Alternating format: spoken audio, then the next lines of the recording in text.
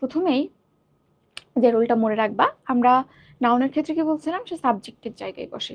আর adjective সাধারণত কি করে, অ্যাজেক্টিভ কিন্তু কোনো নাউন বা প্রোনাউনের আগে বসে তাকে মডিফাই করে। রুল লিখবা, এটা তো লিখছো, এর সাথে 1 নম্বর দিয়ে নিচে লিখো 1 নম্বর রুল। 2টা রুল লিখবো 1 নম্বরে। একটা হচ্ছে যে জেরান্ড যেহেতু নাউন, সে নাউনের জায়গায় বসবে, তাহলে সাবজেক্টের জায়গায় বসবে। প্রথম সেন্টেন্সটা দেখো, walking is a good exercise কার জায়গায় বসছে, ভার্বের আগে নাউনের জায়গায়। তো যেহেতু সে নাউনের জায়গায় বসেছে, অবশ্যই এটা নাউন ওরফে জেরান্ড। আর এখানে দেখো he is a walking man, সে একজন হাঁটন্ত মানুষ বা হেঁটে যাচ্ছে এমন একজন মানুষ। প্রথম কথা, সে ম্যান একটা নাউনের আগে বসে নাউনকে মডিফাই করছে, তাহলে এটা কি হবে অ্যাডজেক্টিভের মতো, দ্যাট মিন্স এটা পার্টিসিপল। ওকে, এরপর আসো আমরা 1 নম্বরে আরেকটু রুল শিখবো, সেটা হচ্ছে যে জেরান্ড সেন্টেন্সের অবধারিত একটা জিনিস। তুমি এটা বাদ দিলে সেন্টেন্স কোনো রকম মিনিং প্রকাশ করতে পারবে না, সেন্টেন্সটা ডিফর্মড হয়ে যাবে। চাইলে পার্টিসিপলকে বাদ দিতে পারো, কারণ সে এক্সট্রা ইনফরমেশন দেয় নাউন সম্পর্কে, সেন্টেন্সের গঠনে তার তো তেমন কোনো ভূমিকা নাই। তাহলে এখানে দেখো এই সেন্টেন্সটাতে ওয়াকিং ওয়ার্ডটা বাদ দাও, ইজ আ গুড এক্সারসাইজ, ওয়াকিংটা বাদ দিলে সেন্টেন্সের কোনো মিনিং থাকে, থাকে না। তাইলে যেহেতু বাদ দেওয়া যাচ্ছে না, দ্যাট মিনস এটা একটা জেরান্ড। কিন্তু এইখানে দেখো he is a walking man, walking শব্দটা বাদ দাও, হি is a man. Okay, perfect, অর্থ তো ঠিক আছে, সেন্টেন্সের স্ট্রাকচারও ঠিক আছে। তাহলে পার্টিসিপলকে বাদ দিলে সেন্টেন্সের অর্থ ঠিক থাকে। তুমি যখন জেরান্ড এন্ড পার্টিসিপলের তুলনা করবা, খুবই কাজে লাগবে যে কোনো একটা বাদ দেওয়া যায়, কোনটা বাদ দেওয়া যায় না। এরপর আসো, it is a walking stick and it is a walking man. এই দুইটা দেখতে একই রকম লাগতেছে, ইটস আ ওয়াকিং ম্যান বা ইটস আ ওয়াকিং স্টিক, একই রকম। তো এই জায়গাটা নিয়ে একটু কনফিউশন লাগে সবার। এই জায়গায় একটা কথা মনে রাখবা, তুমি যখন এই ধরনের প্রয়োগ করবা, 2টা রুল ফলো করবা। দিস ইজ ফর ওয়াকিং নাকি দিস ইজ রিয়েলি ওয়াকিং। তুমি দেখো এই সেন্টেন্সটার ক্ষেত্রে দিস মানে জিনিসটা কি স্টিক, তো তুমি দেখবা স্টিকটা ফর ওয়াকিং এর সাথে মিলে নাকি ইজ ওয়াকিং এর সাথে মিলে। তুমি লিখবা, কই লিখবো রে, জায়গা নাই তো, নিচে লিখি। তো তুমি লিখবা স্টিক ইজ ওয়াকিং, আর একটা লিখবা স্টিক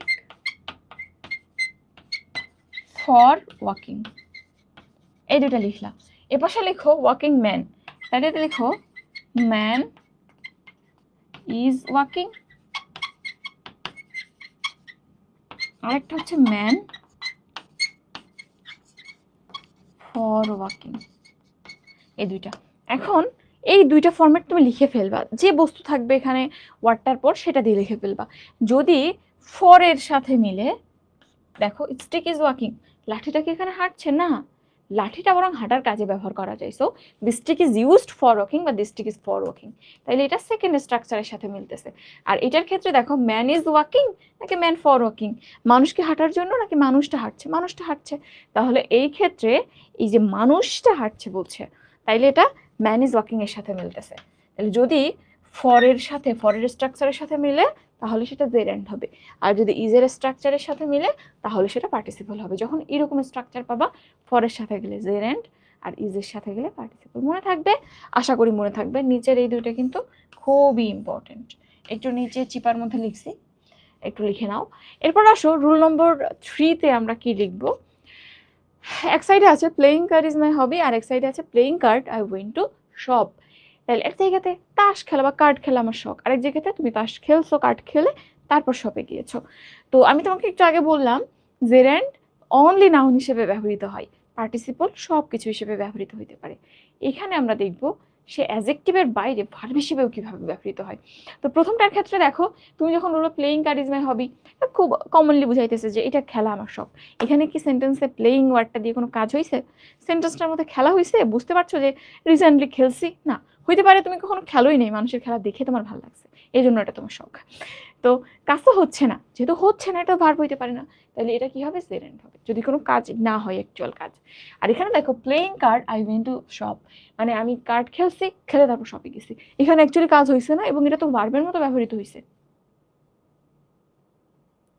ধরতে পারছো নাকি পারো নাই, playing card I went to shop মানে আমি তাস খেলছি এবং খেলার পর গেছি, অ্যাকচুয়ালি কাজ বুঝাচ্ছে না এখানে ভার্ব দিয়ে, যদিও এটা পুরোপুরি ফাংশনাল না, কারণ এখানে সিম্পল সেন্টেন্স 2টা ভার্ব আসছে।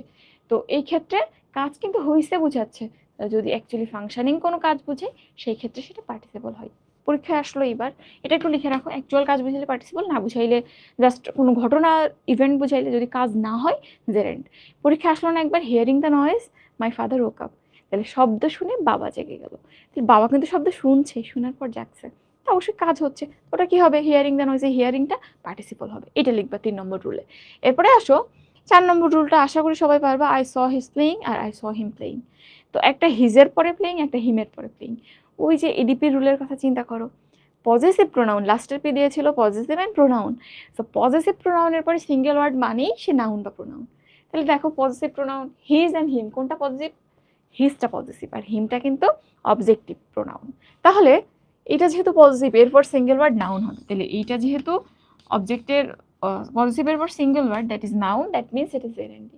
আর এখানটাতে যেহেতু হিমের পর আছে, এই জন্য এটা পার্টিসিপল হবে। খুবই সূক্ষ্ম পার্থক্য, এর ভিত্তিতেই কিন্তু এটা পার্থক্য হয়ে যায়। তাহলে একটু দেখো, এটা এডিপির একটা রুল।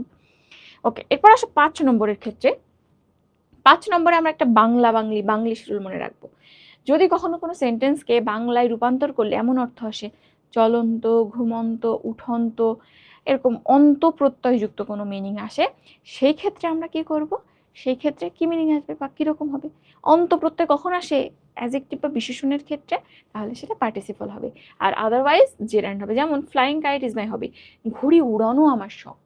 এখানে উড়ন্ত ঘুড়ি আমার শখ, তাই বুঝাচ্ছে না? ঘুড়ি উড়ানো তোমার শখ, মানে কাজটা অ্যাকচুয়ালি।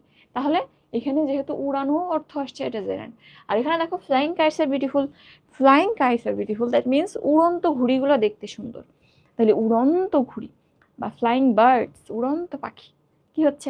অন্তঃপ্রত্যয় আসছে, এই জন্য এটা পার্টিসিপল ওরফে অ্যাডজেক্টিভ। ঠিক আছে? তাহলে এই চারটা এত সুন্দর করে দেখে ফেলবা যাতে একদম 100-এ 100 চলে আসে। খুবই খুবই খুবই ইম্পর্টেন্ট। ওকে, খুবই ইম্পর্টেন্ট। এখান থেকে ম্যাটে যেমন প্রচুর প্রশ্ন আসে, তেমন কিন্তু আমাদের অন্য যে এক্সামগুলো, বিশেষ এক্সাম, আদার কম্পিটিটিভ এক্সাম, ভার্সিটি, সব জায়গায় প্রচুর প্রশ্ন আসে। সো খুব ভালো করে এটা দেখতে হবে।